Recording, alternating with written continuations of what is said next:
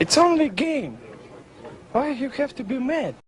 What is up, heroes of Dominion? My name is Charlie. This is Hero Wars Central, and in today's video, I want to discuss the skin leveling priority of a given hero. On average, this is going to be two things. First of all, it's going to be my opinion. Second of all, there's going to be some exceptions to what I'm about to say. Any singular hero that you have a question about, please join the Discord. Please join one of the dozen or so Facebook groups that are out there.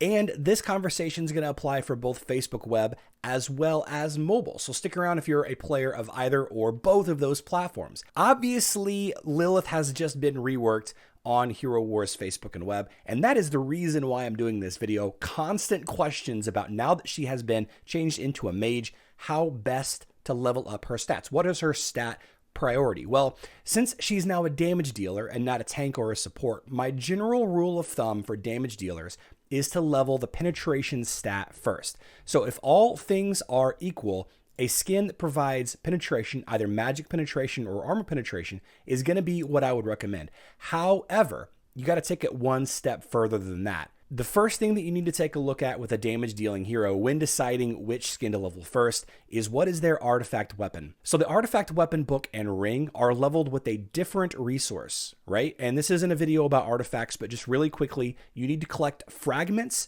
to evolve the star level of the artifact.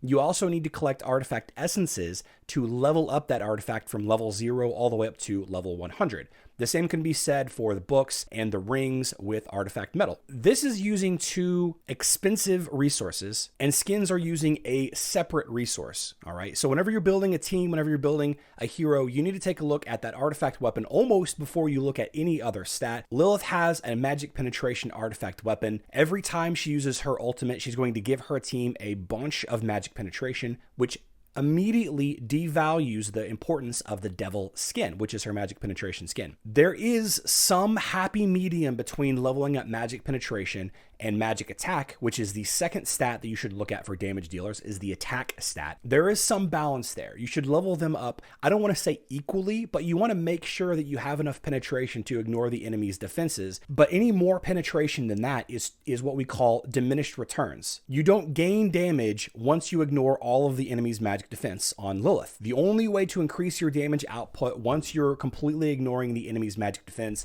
is by increasing the magic attack or by increasing the intelligence, which gives you a couple points of magic attack as well. So on damage dealers, just as a quick recap, I want you to look at the artifact weapon, determine if it's an attack artifact weapon or a penetration artifact weapon, or maybe something else like an armor or what have you. If it's a penetration artifact weapon, you don't need to go as deep into the penetration skin. If it's not a magic penetration or an armor penetration artifact, like in the case of my boy Kark here, Kark has a physical attack artifact weapon. So I'm going to focus heavily on his armor penetration skin first, even though the Dark Depth skin looks so cool. Armor penetration is the stat you should focus on with Kark. If we take a look at a hero like Artemis, Artemis has a physical attack artifact, and she also has all 3 damage skins, critical hit chance, physical attack, as well as armor penetration. So with Artemis, this is kind of an easy one. Like I mentioned earlier, if the hero does not have a penetration artifact, I like to focus on that penetration skin first. That will allow Artemis to do the most amount of damage early on in the game. As you get higher levels, obviously you're going to want to level up all of these skins if Artemis is in your main team. I do like critical hit chance slightly better than physical attack on critical hit heroes, so that would be the next skin that I would focus on, and then of course physical attack and agility. Now what about tanks? Lilith was a tank and now she's not. So when it comes to tanks, I like to focus on their main damage mitigation stat first. And this is irregardless of the artifact weapon that they have. This is completely separate because it is possible that you will die before your artifact weapon gets used. Generally speaking, penetration artifacts are needed right when the skill fires off. That's why they're kind of tied together. Whereas you want to have a high armor, a high magic defense, or a high dodge from the very beginning of the game.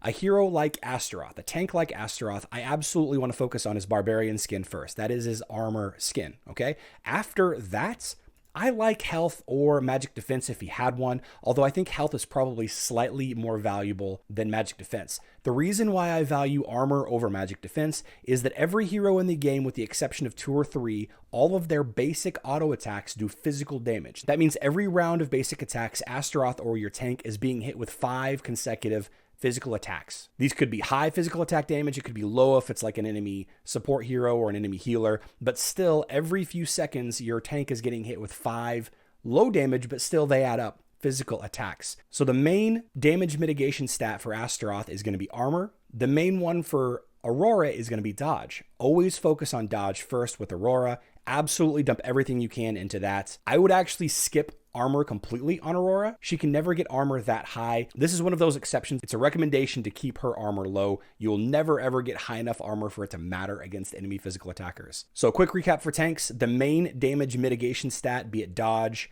or armor. Then I like to do health or the main stat, and then the attack stats absolutely last. Now for your supporting cast, your supporting damage dealers like Isaac, or maybe your controlling heroes like Jorgen, or even your healers. Whenever I say the word support in this instance, I don't mean the role support. I mean those heroes that are supporting your tank and damage dealer. To me, generally speaking, having the health stat high is the most important. So on a hero like Martha here on Facebook and web, her solar skin is health. Again, some of this may vary between Facebook and web as far as what skins are, but the priority is going to still be the same. I like to level up her health first. Also, something that is beneficial for these support class of heroes, these healers, supports, controls, all of those, some of their skills are actually based on health. You can see Secret of Longevity is not based on magic attack.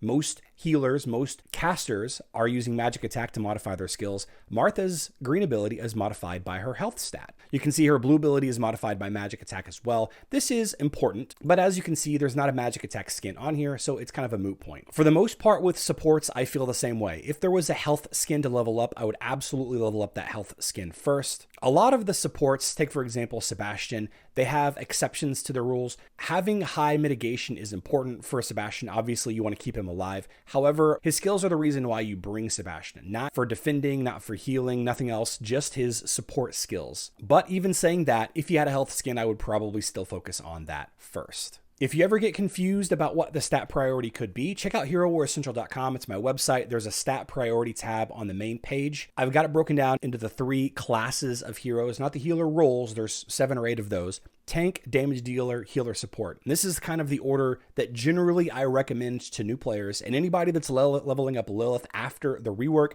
it's the same thing that I would recommend for her as well. And you can see it bolded right here. There are some exceptions.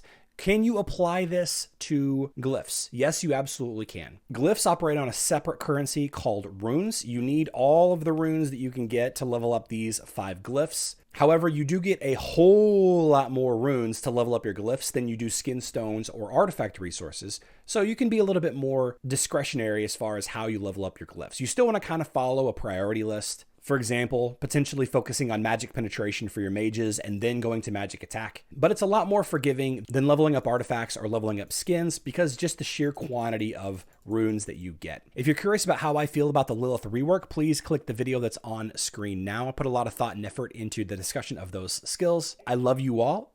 Good luck in Dominion.